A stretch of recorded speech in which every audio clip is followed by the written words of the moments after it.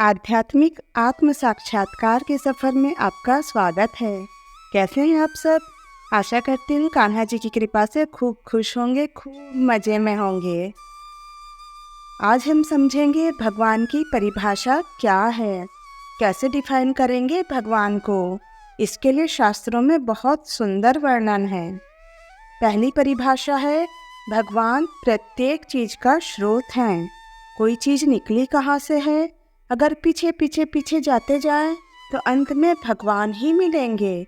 जैसे for example, आप खीर खा रहे हैं तो खीर कैसे बनी? खीर बनी दूध से। दूध कहाँ से आया? गाय से। गाय के पास दूध कहाँ से आया? क्योंकि उसने घास खाया। घास कहाँ से आई? जमीन से। जमीन में घास कैसे आई? सूर्य के प्रकाश से। सूर्य का प्रकाश कहाँ से आया? सूर्य से। सूर्य कहाँ से आया? तो सूर्य हैं भगवान की आँखें। ऐसे ही हर चीज़ में बैक बैक बैक करते जाएंगे तो अंत में कौन मिलने वाला है? श्री भगवान। भगवत गीता के 10वें अध्याय का 8वां श्लोक, अहम सर्वस्य प्रभवो मत्तः सर्वं परवर्तते इति मत्वा भजन्ते मां बुधा भाव समन्विताः। श्री भगवान कहते हैं, हर एक चीज़ मुझसे आई हुई है, चाहे वह इस भौतिक जगत की हो अथवा आध्यात्मिक जगत की। हम गॉड शब्द का मतलब देखें तो G for generator, O for operator and D for destroyer, सृजन, पालन और संहार। तो हर एक चीज़ के स्रोत भी भगवान हैं। That is the first definition. दूसरी डेफिनेशन है कि भगवान सभी कारणों के कारण हैं, अर्थात जो कुछ भी हो रहा है उसके पीछे का कारण भगवान हैं। तीसरी परिभाषा है, भगवान सर्वोच्च नियंत्रक हैं। हर एक चीज़ का नियंत्रण भगवान के द्वारा होता है। नियंत्रण करने वाले को ईश्वर भी बोला जाता है। ईश्वर का मतलब यही होता है जो नियंत्रण करता हो। हर एक व्यक्ति छोटा मोटा नियंत्रण करने वाला होता है। आप अपने घर में भी कुछ लोगों को नियंत्रण करते होंगे, लेकिन पूरे ब्रह्मांड को जो नियंत्रण कर रहे हो उस पर्सनैलिटी को भगवान बोला जाता है। वे हर एक चीज़ को पूरी तरीके से हर जगह हर समय नियंत्रित कर रहे हैं। हम कुछ चीज़ों को आंशिक रूप से थोड़े समय तक नियंत्रित कर रहे हैं, ज़्यादा समय तक नियंत्रित नहीं कर पाएंगे। लेकिन भगवान का नियंत्रण प्रत्येक वस्तु पर है, हर जगह हर समय रहेगा। तो भगवान जो हैं वे परम नियंता हैं। चौथी परिभाषा है, भगवान सर्वोच्च स्वामी हैं। जब हर एक चीज़ उनसे निकली हुई है तो स्वामी भी वही हुए ना। हम अपने आप को भले ही इस संसार की चीज़ों का मालिक बताएं, मेरा फ़ोन, मेरा घर, मेरे बच्चे, मेरा परिवार, लेकिन हम उसके स्वामी नहीं हैं। इन सब के स्वामी भगवान हैं। हम बस थोड़े समय के लिए चिल्लाते हैं, देखो भाई मेरा नाम है कागज़ में, मेरा घर है, मेरा प्लॉट है। वो कागज़ जो है बाद में फटफुटी के चला जाएगा और बाद में किसी दूसरे का नाम आ जाएगा। बताइए 70-80 सालों के बाद जिन कागज़ों पर आपका नाम है क्या वो रहेगा? नहीं, उस पर दूसरा नाम आ जाएगा। तो कैसे आप स्वामी हुए? आप तो बस थोड़े समय के लिए अपने आप को स्वामी मानकर बैठे हैं। असली स्वामी उसके हमेशा से भगवान थे और अभी भी भगवान हैं और आगे भी भगवान ही रहने वाले हैं। पांचवी परिभाषा है, भगवान परम भोक्ता हैं। हर एक चीज़ का आनंद लेने का पूरा अधिकार भगवान का है।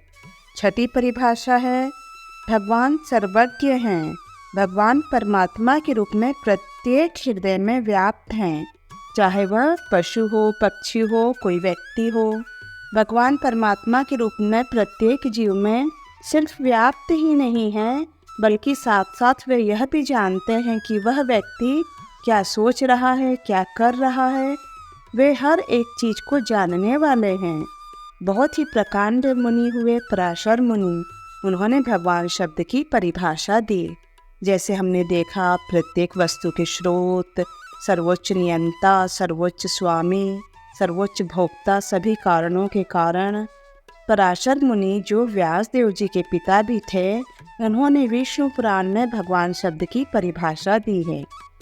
पराशर मुनि ने कहा, 6 ऐश्वर्य जिसमें पूर्ण मात्रा में विद्यमान रहते हैं वे भगवान कहलाते हैं। ये 6 ऐश्वर्य कौन कौन से हैं? पहला ऐश्वर्य, जिसके पास सबसे अधिक धन हो। धन तो सबके पास कुछ ना कुछ रहता है, पर पूरा धन जिसका है वह भगवान ही है। हमारा जो धन है वह आज रहेगा, कल चला जाएगा। लक्ष्मी को चपला या चंचला भी बोलते हैं। थोड़े समय ही रहती है एक व्यक्ति के पास। कोई अरबपति, कोई करोड़पति होता है। भगवान तो लक्ष्मीपति हैं। दूसरा ऐश्वर्य है शक्तिवान, बलवान। सबके पास बल है, लेकिन किसी के पास कम है तो किसी के पास ज़्यादा। कोई ये नहीं बोल सकता कि मैं सबसे अधिक बलवान हूँ, लेकिन भगवान ऐसा बोल सकते हैं। वे चाहे तो एक छोटी सी उंगली पर पूरा का पूरा गोवर्धन पर्वत उठा लें और मुस्कुराते रहेंगे। ऐसा नहीं कि उन्हें कोई दर्द होगा, बस बंसी बजाते रहेंगे मस्त, नो प्रॉब्लम, 7 दिन 7 रात। भगवान के पास सबसे अधिक शक्ति है। तीसरा ऐश्वर्य है प्रसिद्धि। इस जगत में सब कोई प्रसिद्ध होना चाहते हैं।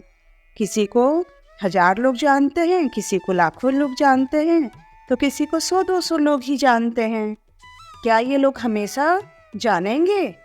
एक समय के बाद भूल ही जाएंगे ना। लेकिन भगवान के साथ ऐसा नहीं है। भगवान 5000 साल पहले आए, लीलाएं की, अभी तक सब उनका सुबह से शाम तक नाम लेते रहते हैं। सोचिए कितनी प्रसिद्धि है भगवान की। चाहे कोई भी देश हो, कोई भी जगह हो, प्रत्येक व्यक्ति किसी न किसी रूप में भगवान की सेवा तो कर ही रहा है।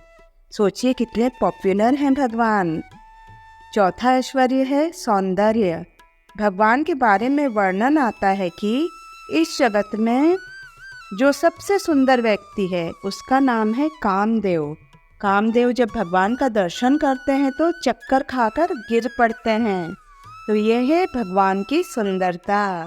करोड़ों करोड़ों कामदेव भी जिनकी सुंदरता की बराबरी नहीं कर सकते, इतने सुंदर हैं भगवान। 5वां ऐश्वर्य आता है ज्ञान। तो ज्ञान जो है वो भी हमें आकर्षित करता है। कोई व्यक्ति बहुत ज्ञानी हो तो भी हम आकर्षित हो जाते हैं। तो भगवान के पास जो ज्ञान है वह असीमित है। हम देखते हैं कि पूरा का पूरा शास्त्र, वेद, पुराण है, लेकिन भगवान ने सिर्फ 700 श्लोकों की भगवत गीता को दे दिया, जो इतने सारे शास्त्र, सारे वेद पुराणों पर भारी हो गई। सारे वेद पुराणों का क्रैश कोर्स। सबसे आखिरी ऐश्वर्य है त्याग। किसी के पास धन है, शक्ति है, प्रसिद्धि है, सौंदर्य है, इन सब चीज़ों से व्यक्ति के अंदर अहंकार आ जाता है। कोई इनको छोड़ नहीं सकता। लेकिन भगवान के पास त्याग भी पूर्ण मात्रा में विद्यमान है। भगवान एक पल में सब कुछ त्याग कर सकते हैं और इसमें भगवान को कुछ भी राग नहीं होता। ये भी भगवान का एक बहुत बड़ा ऐश्वर्य है। हम बहुत बार सुनते हैं कि इस व्यक्ति ने अपनी पूरी संपत्ति का त्याग कर दिया या बहुत बड़ी मात्रा में दान में दे दिया, तो हम आकर्षित हो जाते हैं। तो त्याग भी एक ऐश्वर्य है। भगवान को कहा गया कल तुमको राजा बनाया जाएगा, और उसी रात में घोषणा हो गई कि तुमको 14 वर्ष के लिए वनवास जाना है। उस समय भगवान चक्रवर्ती सम्राट बनाए जा रहे थे। सोचिए यदि कोई व्यक्ति विधायक बनने वाला हो और उसे कह दे कि तुम अब नहीं बनाएंगे, तो वह कितना गदर मचाएगा। भगवान को जब बताया गया कि उन्हें सम्राट नहीं बनाया जाएगा, उन्हें वन में जाकर रहना होगा, तो भगवान ने उसे सहर्ष स्वीकार कर लिया। भगवान त्याग की प्रतिमूर्ति हैं। अर्थात भगवान को हम पराशर मुनि के अनुसार इस तरह परिभाषित कर सकते हैं, भगवान वे हैं जिनके अंदर 6 ऐश्वर्य पूर्ण मात्रा में विद्यमान होते हैं। आज की चर्चा यहीं तक। अगले एपिसोड में हम भगवान को और भी अच्छी तरह से समझने का प्रयास करेंगे। जय श्री कृष्ण।